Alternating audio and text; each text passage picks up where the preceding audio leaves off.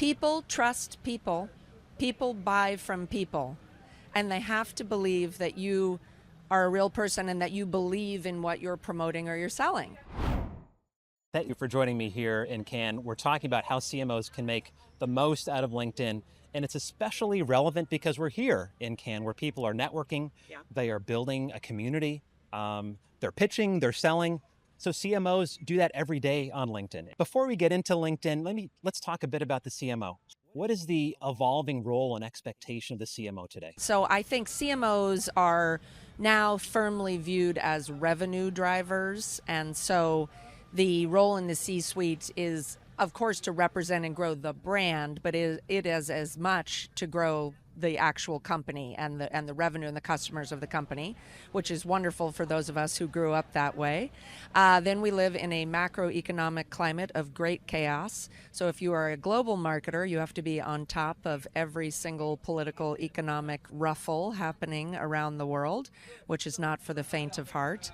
And then, of course, AI is forcing all CMOs to not only use AI and train their teams and acquire tools and experiment and learn, but we have to become builders ourselves.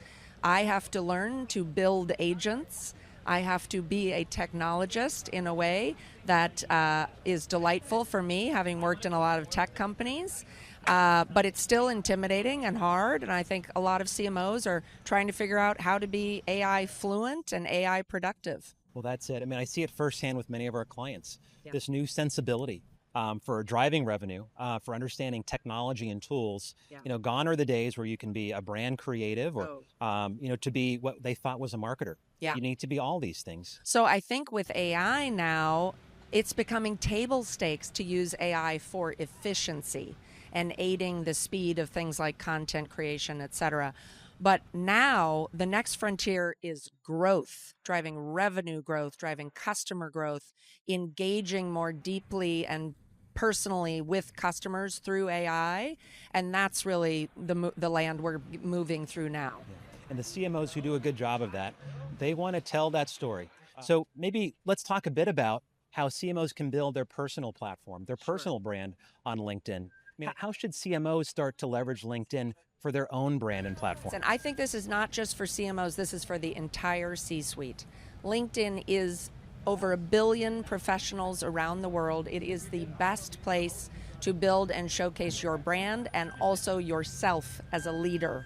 And so I always tell people, your CEO, your CFO, your head of product, you as a CMO, you must be on LinkedIn regularly. You should be posting video. People are getting incredible engagement on video. 98% of Fortune CEOs share on LinkedIn, and their videos get 4 times the engagement of other content. So embracing video, and I also think it's important to lower the stakes on yourself. I think, 5-6 years ago, you would have a script and you would write it or rehearse it, and it was very professionally done.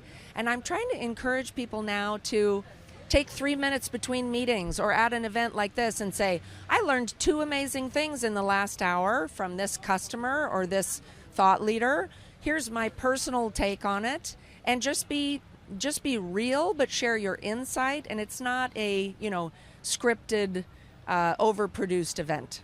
Let's talk a bit about how marketers can use LinkedIn. Certainly, generative AI has made content creation and consumption, there's a new thinking around it, new dynamic. It's so much easier. How should marketers be using LinkedIn for their own business today? Yeah, absolutely. Well, our ads platform has gotten much deeper and better and stronger. Video is a huge part of our offering now, both to people, thought leaders who post on the platform, but also to marketers. Using creators who are experts in your industry or your space. Creators are thriving on LinkedIn, and the best marketers are working with the best creators. We have a brand link program where we actually have, Shelley Zalis and Rebecca Minkoff and some of the greatest, thinkers and writers in the world, and then brands can buy in and partner around this incredible content. We also have a very rich events marketing platform, and the companies partnering with us on events promotion are seeing incredible results. And then the last thing I would call out is CTV. I mean, one of the best things about LinkedIn is that we have true identity, first-party data, and the targeting. If you're in B2B marketing, the targeting at LinkedIn is unparalleled. And now you can take those audiences and that targeting into the CTV realm and just magnify your impact. So it's a pretty exciting time to be in marketing and use LinkedIn. You're a huge advocate for authenticity amongst executives. LinkedIn, how does it look to be organic and real? Yeah. People trust people. People buy from people. And they have to believe that you are a real person and that you believe in what you're promoting or you're selling. As a marketer and as a thought leader on the platform, share your point of view. What are you excited about? What did you hear from somebody who inspired you? You can integrate data and insights from your research team or your comms team, but do it in a conversational and human way. You know, the best brands touch us in our hearts. And that's true of people speaking on LinkedIn too. Share what you're learning. Share what's difficult. Share what you're struggling with.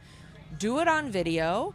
Make it fun. And people, use more humor. The things that do well on LinkedIn are real stories told by real humans about their personal insights and experience. And don't be afraid to be funny. Don't be afraid to be sad. Don't be afraid to be confused.